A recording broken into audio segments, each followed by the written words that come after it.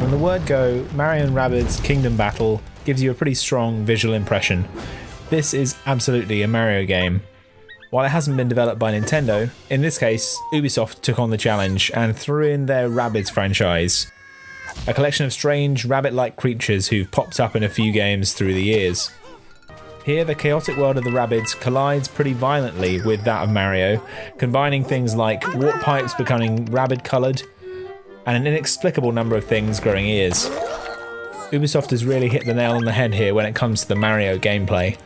There's a feel of Mario Party as you wander around the open world, essentially playing as a small Roomba with ears, and your party follows behind you.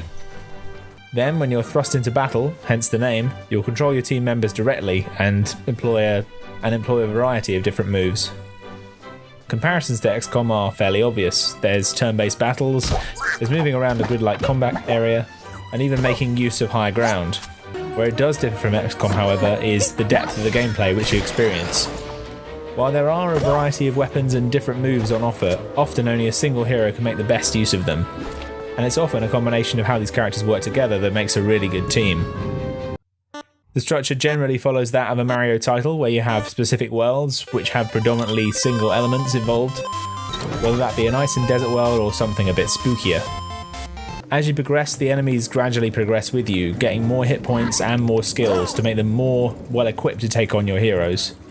It's a shame in some ways to see reskins of enemies from earlier levels pop up again, but there are enough new enemies thrown in to keep things fairly interesting.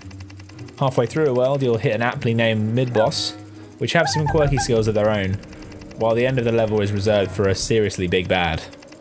From a gameplay point of view, it's extremely easy to pick up. The tutorial levels are very thorough, but not too condescending, and there's even an easy mode for those playing with younger children. Once you've completed a world, you'll unlock a series of challenges based on that world, and even multiplayer co-op levels which can be played with a friend. This certainly adds some replay value, but with the challenges, it's more about what skills you bring along to the game rather than how you play it. The skill tree is fairly basic, with 3 or 4 main areas for each hero, and a combination of primary, secondary weapons and skills. Turns consist of moving, shooting, or using special powers, but these can be done in any order, and as you progress it will get a lot easier to decide what to do when. Outside the battles themselves, you'll encounter a series of environmental puzzles, fairly straightforward affairs, but nonetheless interesting enough to keep you going. In typical Mario fashion, there's no dialogue here, just text-based communication and the occasional line thrown out by our heroes. The Rabbids themselves don't speak, but make a variety of noises which could grate on you after a while. One element which does feel quite lacking, particularly comparing to XCOM, which is quite unfair really, is the fact that there's only 8 characters to choose from, and most of these are Rabbid versions of existing Mario characters. While there are specialisations to be found, some of them don't seem to match up, and particularly as you're unlocking characters through the game, it takes a while to get the characters you really want. There's a definite linear path to what you're doing, but the gameplay is split up in such a way as that you can jump in and out quite easily and not get confused. In fact, the game's so engaging at times that it could easily lead you to missing a stop on the train, which absolutely did not happen.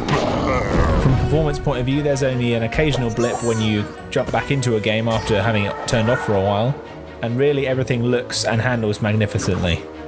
In all, this is really an essential purchase for any Switch owner, if this is even slightly the sort of game that you enjoy. Have you been playing Mario+Rabbids Kingdom Battle? Will you be picking it up? Let us know in the comments below, and like and subscribe for more from Pass the Controller.